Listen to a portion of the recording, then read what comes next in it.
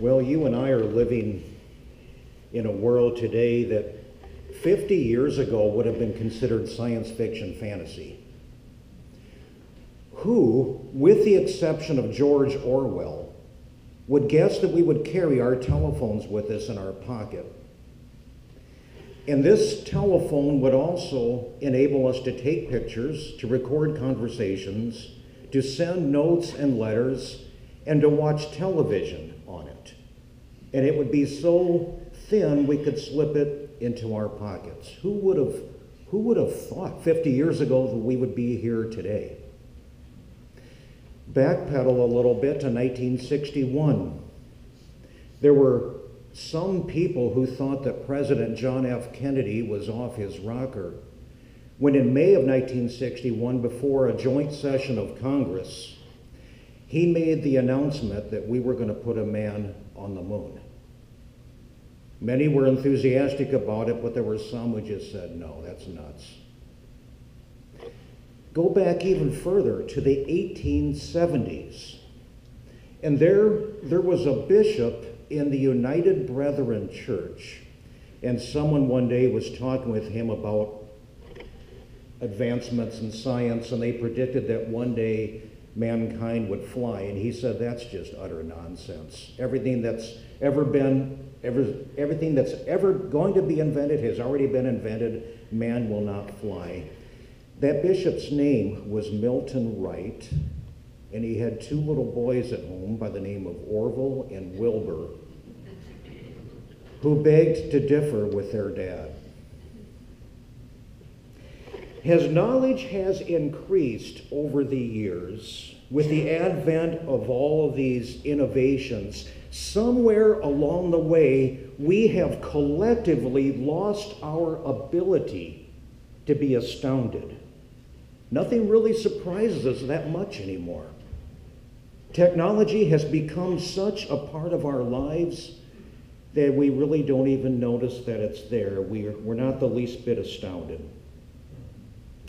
I would like to suggest to you that being astounded is the whole point of what every church does every single Sunday, everywhere in the world, or at least that's what it's supposed to be about. The term for that is worship.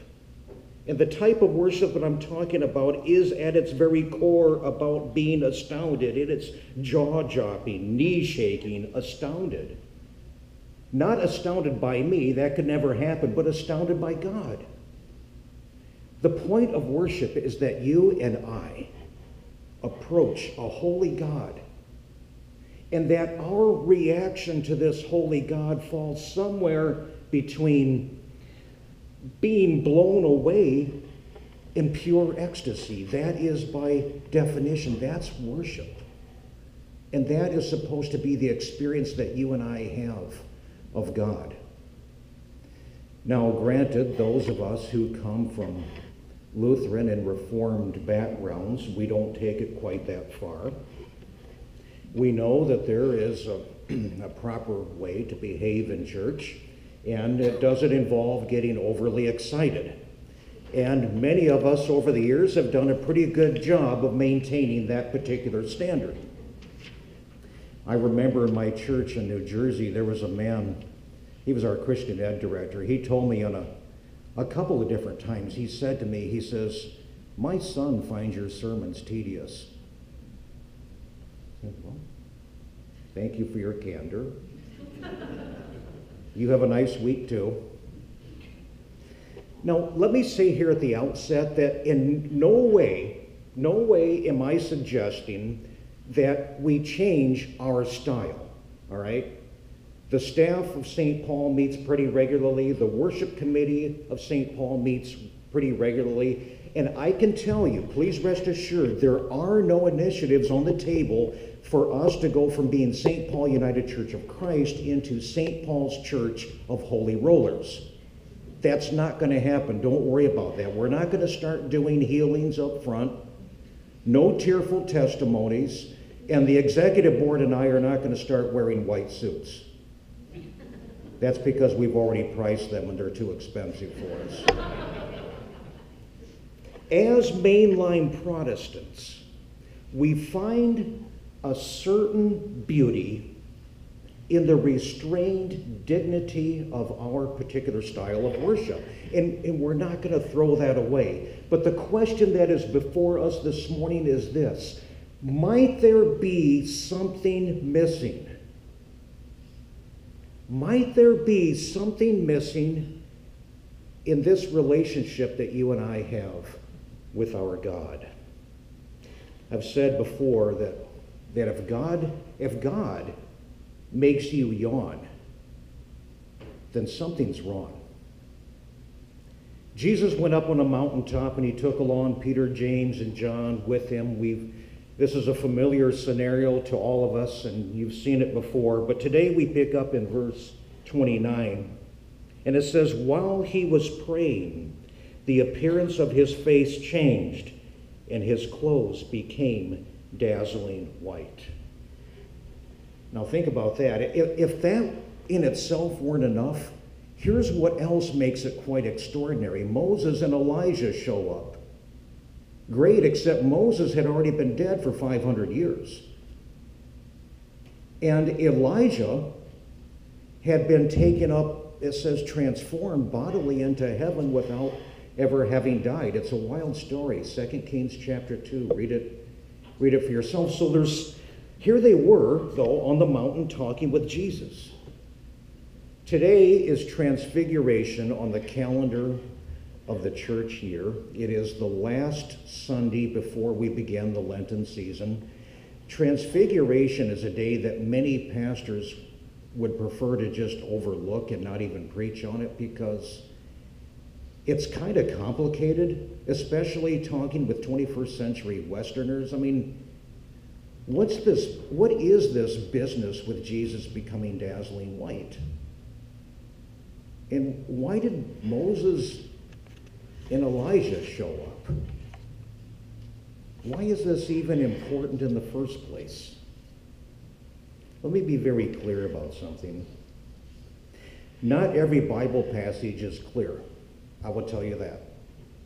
And not every Bible passage is about morals or ethics or is a call to action. There are many Bible passages we can't really know what they mean, and there are many other Bible passages that just call us to worship.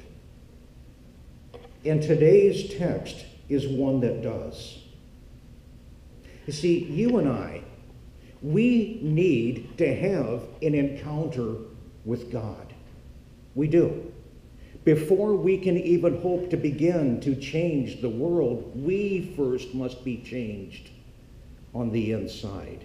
And the Transfiguration calls us to that, to fall back into wonder and mystery and to allow ourselves to be astounded by the living God.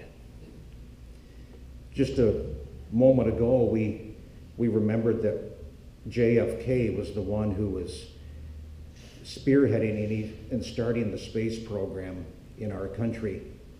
I want to read for you an eyewitness account from one of the Apollo missions. It's from a news writer by the name of Jacob Needleman.